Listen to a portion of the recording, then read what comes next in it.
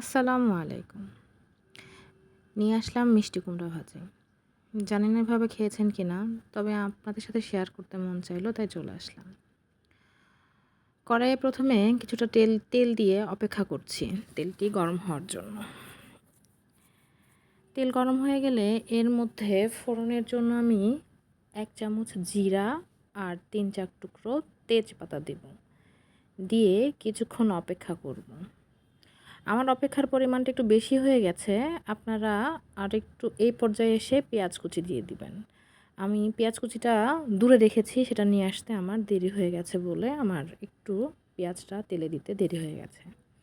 যাই হোক, একটু নেড়ে দিয়ে এর মধ্যে আমি 1 কাপ পরিমাণ পেঁয়াজ দিব।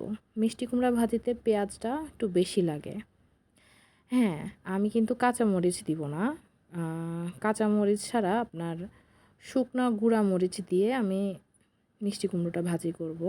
গুঁড়া মরিচ দিলে মিষ্টি কুমড়ো ভাজিটার কালারটা অনেক দারুণ আসে, লাল লাল হয়। আর যদি কাঁচামরিচ দেই লাল হয় না, তবে সেটার কাঁচামরিচ দিয়ে রান্নাটাও স্বাদও কম হয় না, ওটাও দারুণ স্বাদ হয়। তবে আমার কাছে শুকনো মরিচ দিয়ে কালারটা লাল লাল হয়, এটা খুব ভালো লাগে। এই পর্যায়ে আমি পেঁয়াজটা একটু ভেজে নিব।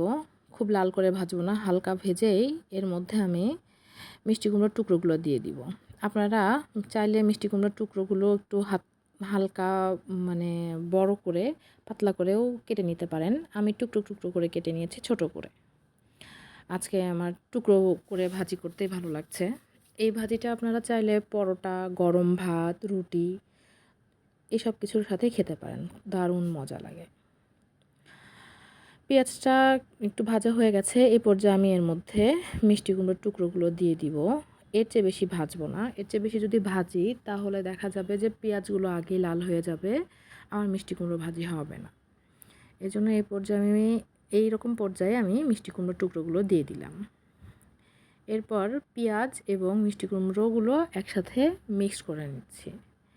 মিক্স করা হয়ে গেলে আমি এর মধ্যে আপনার 1.5 চামচ শুকনো মরিচ গুঁড়ো দিব। আমার মরিচের ঝাল একটু কম, এই জন্য আমার 1.5 চামচ লেগেছে। আপনারা আপনাদের মরিচের স্বাদ অনুযায়ী মরিচের গুঁড়া দিবেন। তারপর আমি 1 চামচ লবণ দিব আর কি। দিয়ে এটা আমি ঢেকে দিব না, আমি মিডিয়াম লো ফ্লেমে এটা হালকা করে ভাজতে থাকবো। যদি আমি জোরে তাপে ভাজি তাহলে আমার মিষ্টি কুমড়া সিদ্ধ হবে না, কিন্তু পুড়ে যাবে। আবার যদি বেশি লোতে দিই তাহলে দেখা যাবে যে আমার মিষ্টি কুমড়া সিদ্ধ হয়ে গেছে আর গলে গেছে। আরেকটা জিনিস, আপনারা ঢেকে দিবেন না। যদি ঢেকে দেন তাহলে মিষ্টি কুমড়া আগেই সিদ্ধ হয়ে